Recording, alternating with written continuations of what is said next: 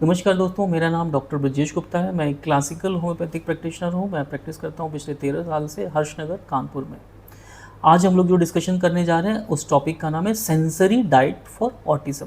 नाम सुन करके लग रहा होगा कि ये खाने पीने से संबंधित है, लेकिन सेंसरी डाइट खाने पीने से रिलेटेड नहीं है। बच्चों के सेंसरी सिस्टम को बैलेंस या रेगुलेट करने के लिए जो डेली एक्टिविटीज़ की जाती हैं उसको बोला जाता है सेंसरी डाइट फॉर ऑटिज्म। हम लोग इसमें डिफरेंट जो उनके सेंसरी प्रोफाइल्स हैं उसकी हम लोग बात करेंगे एक एक करके। पहला अगर हम बात करते हैं तो एक डीप प्रेशर या फिर प्रोप्रियोसेप्टिव, किस तरीके से जो है अगर हम लोग एक कस करके उसको जो है हग करने की कोशिश करते हैं, या फिर कोई उसको एक भारी बैग है जिसको पुश करने के लिए उसको प्रमोट करते हैं, या फिर एक बैकपैक है जिसको ले करके चलने के लिए बोलते हैं, तो ये एक बेटर डेवलपमेंट होगा जिसमें बच्चा अडाप्ट करना चाहता है एक डीप प्रेशर से। इससे हाइपर एक्टिविटी कम होगी और बॉडी के इम्प्रूव होगा अवेयरनेस से रिलेटेड जो है।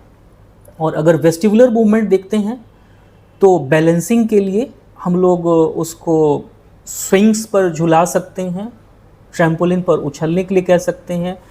इससे भी बहुत बढ़िया जो है इम्प्रूवमेंट इन मूड होगा और एक बैलेंसिंग का रेगुलेशन होगा। इसके अलावा रॉकिंग चेयर भी है एक ऑप्शन, जिससे कि वेस्टिबुलर मूवमेंट जो है काफ़ी अडाप्ट होते हैं। तीसरा है कि ओरल मोटर, किस तरीके से हम लोग इसको प्रमोट कर सकते हैं बेटर एडेप्टेशन के लिए। जो चूई फूड्स हो गए या फिर स्ट्रॉ से ड्रिंक करने के लिए या ब्लोइंग बबल्स के लिए हम लोग उसको दे सकते हैं, जिससे कि अगेन एक इम्प्रूवमेंट इन अटेंशन और फिक्सेशन और इसके अलावा कामनेस, ये सारी चीज़ें जो है बेटर डेवलप होंगी जो है। और अगर फिर से बात करते हैं टेक्टाइल या टच की सेंसिटिविटी के लिए, तो हम सैंड प्ले के लिए या फिर वाटर प्ले के लिए, फिर क्ले के लिए या फिर फिंगरप्रिंट के लिए, इन सब से सेंसरी जो भी ओवरलोड होगा ये कम होगा जो है।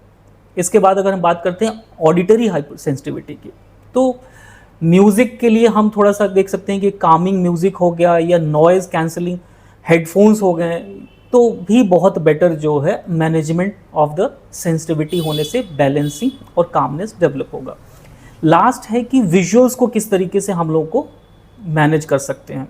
लावा लैंप्स हो गए या फिर बबल ट्यूब्स हो गए, पिक्चर शेड्यूल्स हो गए, ये सारे जो है अगर हम लोग बच्चे को दिखा करके समझाते हैं तो डेफिनेटली इससे भी जो है अटेंशन में इम्प्रूवमेंट होगा और ओवर स्टिमुलेशन में रिडक्शन होगा। यह सारी चीज़ें जो है एक बेटर एडेप्टेशन के लिए और सेंसरी इनपुट्स जो भी हम दे रहे हैं वो एक तरीके से जो है रेगुलेट करेंगी जो है सेंसिटिविटी को। ये सारी चीज़ें जो हम लोगों ने बताई है प्रोप्रियोसेप्टिव के लिए या विजुअल्स के लिए या इसके लिए टच के लिए जो है, एक अगेन इसका एक स्ट्रक्चर्ड रूटीन प्लान आप बनाएं। सुबह के समय क्या इसको सेंसरी इनपुट करना है जो है, और क्या सेंसरी डाइट रहेगी जो है। हो सकता है एक्सरसाइजिंग हो सकती है या जंपिंग हो सकती है। दोपहर के लिए आप कुछ ट्रैम्पोलिन जंपिंग कर सकते हैं, सैंड प्ले कर सकते हैं। इवनिंग के लिए जो है कम से कम आप एक वेटेड ब्लैंकेट हो गया या फिर जो है काल्मिंग म्यूज़िक हो गया, ये सारी चीज़ें जो है कर सकते हैं। तो आपका ये एक स्टेप तैयार रहेगा कि हाँ, मॉर्निंग में सेंसरी इनपुट ये है और आफ्टरनून में सेंसरी इनपुट है और नाइट में सेंसरी इनपुट है। इससे भी एक बेटर एडेप्टेशन होगा। इसके अलावा जो हम अपने पेशेंट्स को बताते हैं क्या करने के लिए, कि अपने घर में आप एक कैसा जो है सेंसरी कॉर्नर क्रिएट करें। सेंसरी कॉर्नर क्रिएट करने का मतलब है कि बच्चे को एक ऐसा कॉर्नर रहे कि जिसको बहुत कंफर्टेबल रहे उसके लिए। आप एक टेंट छोटा सा लगा सकते हैं या फिर एक बीन बैग रख सकते हैं जहाँ पर उसके कंफर्टेबल ऑब्जेक्ट्स हो सकते हैं, उसके फेवरेट टॉयज़ हो सकते हैं, थोड़ा सा एक बेटर लाइट हो सकता है। इस सारी चीज़ का अरेंजमेंट अगर एक कॉर्नर में किया जाए तो कभी बार जो मेल्टडाउन के फेसेस आते हैं, बच्चा यहाँ पर जा करके एक ज़्यादा अडेप्टेड और कनेक्टेड फील करता है और स्टेबलाइजेशंस में हेल्प मिलती है। तो ये सारी चीज़ें जो हम लोगों ने बात की है कि हाँ, सेंसरी इनपुट्स किस तरीके से या सेंसरी डाइट किस तरीके से हम लोग कर सकते हैं अपने डे टू डे एक्टिविटीज़ में, ये सारे होम बेस्ड हैं। ये अगर बच्चे का कोई थेरेपी चलता है तो वो तो डेफिनेटली होता ही होगा, क्योंकि जो भी बच्चे हैं उन सबका सेंसरी प्रोफाइलिंग एक तरीके से नहीं होता है। कई बच्चों में कुछ सेंसिटिविटी हाइटेंड है, कई लोगों में दूसरी सेंसिटिविटी हाइटेंड है।